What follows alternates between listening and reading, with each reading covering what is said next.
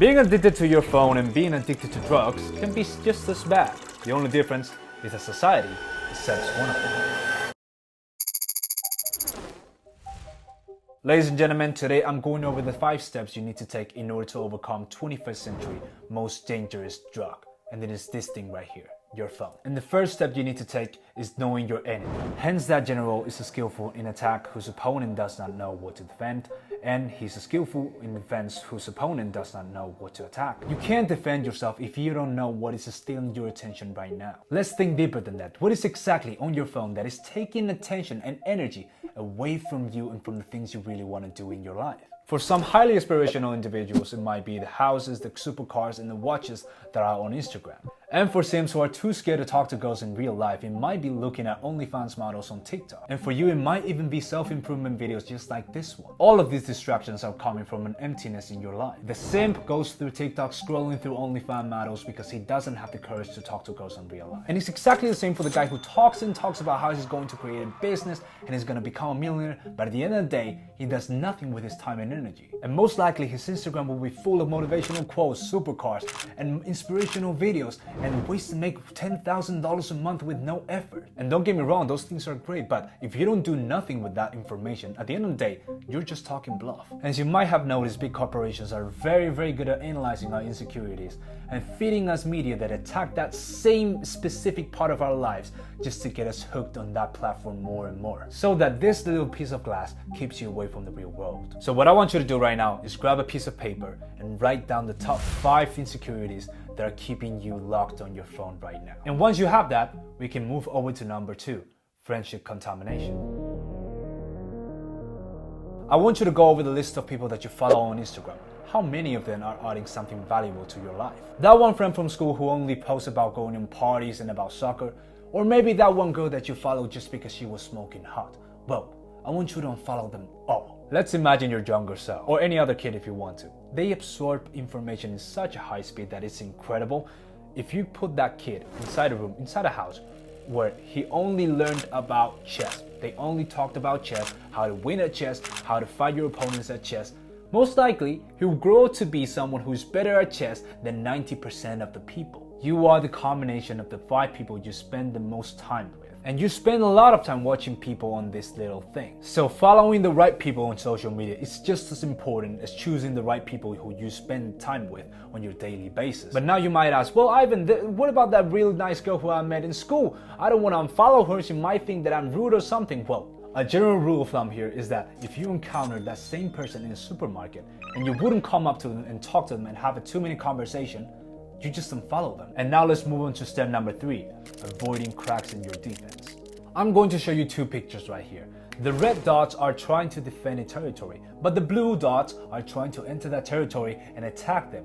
In which picture do you think it will be easier for the blue team to enter the territory? Anyone with a little bit of amount of logical thinking would have said that in picture number 2, the blues would have gone through the cracks that the reds have left. It is obvious that this is the easiest way for the blues to attack them. So if it was so easy for you to get to that conclusion, why are you letting your defense open all the time? Let's say that you have an appointment with your doctor and he's running 5 minutes late. What is the first thing that you're doing?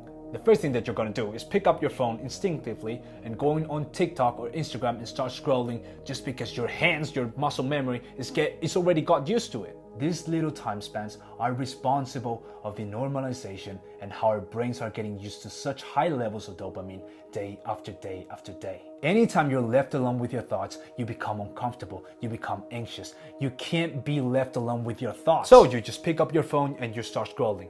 You're letting the little blue dots inside your brain. You need to create a strong mind with an impenetrable barrier that blocks away these blue dots and this vain information that keeps coming into your head through things like TikTok and Instagram. And that brings us to step number 4, going against the flow of water. Water shapes its course according to the nature of the ground over which it flows. The soldier works out his victory in relation to the foe whom he is facing. It is very easy for you to open Instagram or TikTok or YouTube just because of how bright that icon is on your home screen. But it would be less likely for you to open that app if you had to go and search for it because you don't know in what page you left it, or even better, you didn't have it on your home screen. Me myself, up until recently, I will uninstall these apps every single day, and I will install them anytime I wanted to send a message or I wanted to see a specific TikTok that my friend sent me or something like that. But this will be very time consuming because at the end of the day, I wanted to send messages on Instagram to my friends and things like that. So I found another way to add friction to these steps that is much more efficient. And I want to show it to you right now. And I want you to do exactly the same thing that my phone does. So when we click on Instagram and we click open, it tells us to breathe.